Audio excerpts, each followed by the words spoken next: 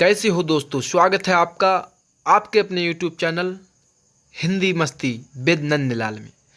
आज मैं आपको पढ़ाऊंगा कक्षा 12 खंड खा सुभाषित रत्नानी पाठ जो अनिवार्य संस्कृत है उसके अंतर्गत, और इसके सभी श्लोकों का हम सरल शब्दों में अर्थ भी जानेंगे। चलिए स्टार्ट करते हैं। पाठ का नाम है सुभाषित रत्नानी, अर्थात सुंदर रत्नों के समान वचन, सुंदर वचन। भाषासु मुख्या मधुरा दिव्या गीर्वाण भारती, तस्या ही मधुरम काव्यम तस्मादपि सुभाषितम। भाषाओं में मुख्य है, मधुर है, दिव्य है, गीर्वाण भारती। संस्कृत भाषा क्या है? भाषाओं में, सभी भाषाओं में मुख्य है, मधुर है और अलौकिक है संस्कृत भाषा। गीर्वाण भारती का अर्थ होता है संस्कृत भाषा। तस्या ही मधुरम काव्यम, तस्या ही उससे भी मधुर उसके काव्य हैं, और काव्य से भी मधुर उसके सुंदर वचन हैं। संस्कृत जो भाषा है वह भाषाओं में मुख्य है और मधुर है, अलौकिक है संस्कृत भाषा। उससे भी मधुर उसके काव्य हैं और काव्य से भी मधुर, काव्य से भी अच्छे उसके सुंदर वचन हैं। सुखार्तना कुतो विद्यार्तना सुखम, सुखार्थी वा त्यजेत विद्याम, विद्यार्थी वा त्यजेत सुखम। सुखार्तना कुतो विद्या, सुख चाहने वाले को विद्या कहाँ? जो सुख की चाह रखते हैं, सुख की कल्पना करते हैं, उनके लिए विद्या कहाँ है? कुतो माने कहाँ। कुतो विद्यार्थना सुखम, और विद्यार्थना कहते हैं विद्या धन अर्थी, दो शब्दों से मिलकर बना है, इसमें संधि है। तो विद्यार्थना, विद्या को ग्रहण करने वालों को सुख कहाँ? सुखार्थी व त्यजेत विद्याम, विद्यार्थी व त्यजेत सुखम। सुख चाहने वाले को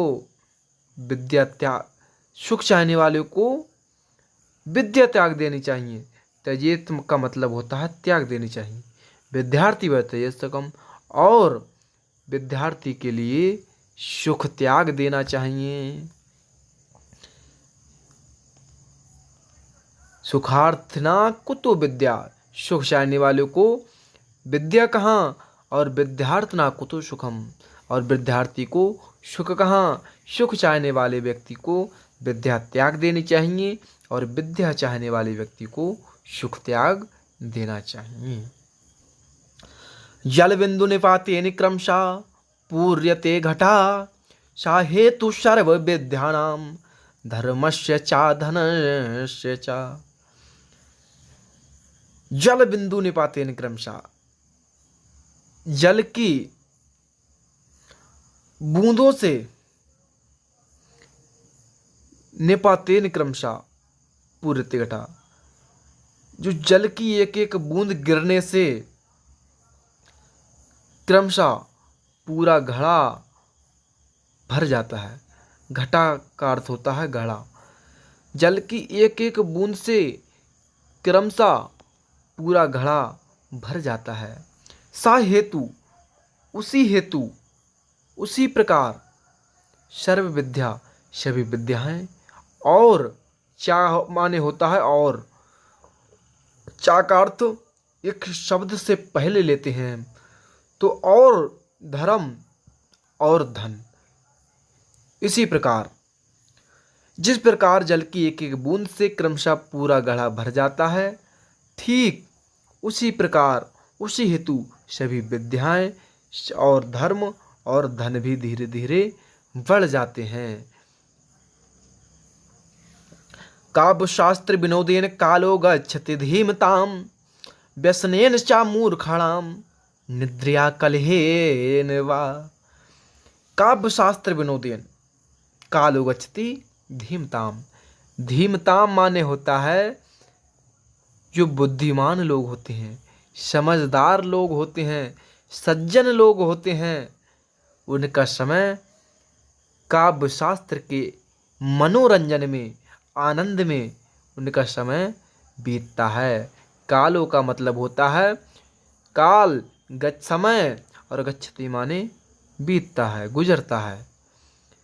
जो विद्वान, जो समझदार बुद्धिमान लोग होते हैं, उनका समय काव्य शास्त्र के आनंद में व्यतीत होता है। जैसे रामचरितमानस को पढ़ने में, महाभारत पढ़ने में, गीता पढ़ने में, अच्छे लोगों के पास बैठने में और अच्छी बातों को सुनने में, सत्संग सुनने में। जो अच्छे लोग होते हैं, समझदार लोग होते हैं, उनका समय इनके मनोरंजन में बीतता है। और इसी के ठीक अपोजिट मूर्खाणाम, जो मूर्खों का समय होता है, उनका किस में बीतता है? व्यसन में, बुरी आदतों में, नींद में। निद्रया का अर्थ होता है नींद में, और कलह, लड़ाई झगड़े में, कलेश में बीतता है।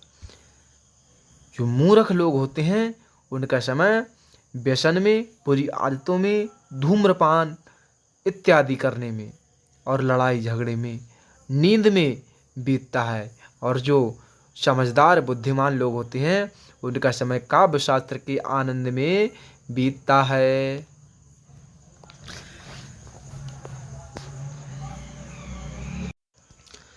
न चौर्हार्यम न च राजहार्यम न भ्रातृभाज्यम न च भारकारी व्यकृते वर्धुते ये नित्यम विद्या धनम सर्व धनम प्रधानम। न चौर्हार्यम, बहुत ही सुंदर श्लोक है, इसको बहुत ही ध्यान से समझना है आप सभी लोगों के लिए। न चौर्हार्यम न च राजहार्यम, ना इसे चोर चुरा सकता है, ना ही राजा छीन सकता है। जो विद्या है, जो ज्ञान है, उसे ना तो चोर चुरा सकता है, ना चोर हरण कर सकता है, और ना इसे राजा द्वारा छीना जा सकता है। न भ्रातृभाज्यम, और ना इसे भाइयों के द्वारा बांटा जा सकता है। जो विद्या, जो ज्ञान है, उसे न भाइयों के द्वारा बांटा भी नहीं जा सकता। न चा भारकारी, और ना ही इसमें भार है, वजन है कि हम पे लदेगा नहीं, ज़्यादा वजन है। कितना भी आप विद्या को ग्रहण कर लें, लेकिन वह भारी नहीं होता है, उसमें वजन नहीं होता है। और व्यकृति वर्धतेव नित्यम, जो विद्या रूपी धन है, वह खर्च करने पर, व्यकृति खर्च करने पर, वर्धते माने बढ़ता है, नित्य प्रतिदिन।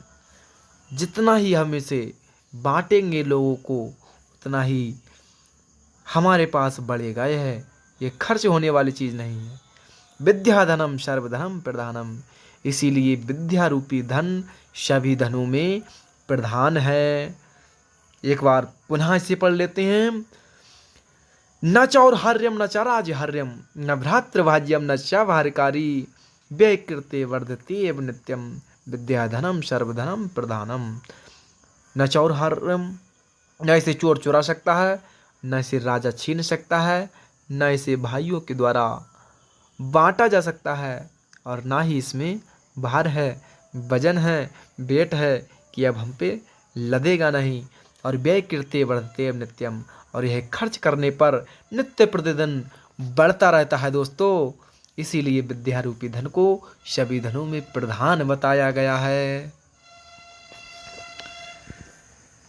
परोक्ष कार्य हंतारम प्रत्यक्ष प्रियवादिनम वर्जेतादृशम मित्रम विषकुंभम पयो मुखम परोक्षे कार्य हंतारम। परोक्ष माने इनडायरेक्ट यानी कि अप्रत्यक्ष रूप में, जो पीठ पीछे कार्य का नाश करते हैं, और प्रत्यक्ष डायरेक्ट में हमारे सामने जब हमारे समक्ष होते हैं तब वह बहुत प्रिय बोलते हैं, मीठा बोलते हैं। वर्जितादृशम त्याग देना चाहिए। वर्जित माने त्याग देना चाहिए। ए दृशम माने ऐसे लोगों के लिए, ऐसे मित्रों के लिए। वर्जितादृशम मित्रम, ऐसे मित्रों के लिए त्याग देना चाहिए। विषकुंभम पयो मुखम, किस प्रकार त्याग देना चाहिए? जैसे विष से भरे हुए जो कोई घड़ा होता है, कुंभ होता है विष से भरा हुआ, जहर से भरा हुआ, और उसके मुख पर दूध का लेप लगा देते हैं, उसी प्रकार ऐसे मित्रों को त्याग देना चाहिए। क्योंकि इनके मुख पर तो हमारे सामने होते हैं, ये तो बहुत प्रिय बोलते हैं, लेकिन पीठ पीछे हमारा नाश करते हैं, हमारे काम को। और वर्जितादृशम मित्रम, ऐसे मित्रों वर्जित हैं, त्याग देने चाहिए ऐसे मित्रों के लिए। उसी प्रकार जैसे कोई जहर से भरा हुआ घड़ा है और उसके ऊपर दही का, माखन का या दूध का लेप कर दिया गया हो, उस घड़े को जिस प्रकार त्याग दिया जाता है, त्याग देना चाहिए, उसी प्रकार ऐसे मित्रों को त्याग देना चाहिए। क्योंकि भरोसा करते वक्त सावधान रहिए जनाब, क्योंकि फिटकरी और मिस्री एक ही जैसे नजर आते हैं देखने में।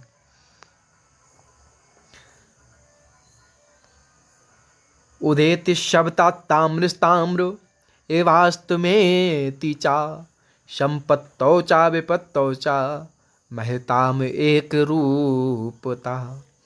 उदेति सविता, उदेति माने उगते हुए, उदय होते हुए। सविता माने सूर्य। ताम्र अर्थात लाल कलर का होता है। एवास्त में तिचा, और अस्त होते हुए भी वह तांबे के समान होता है।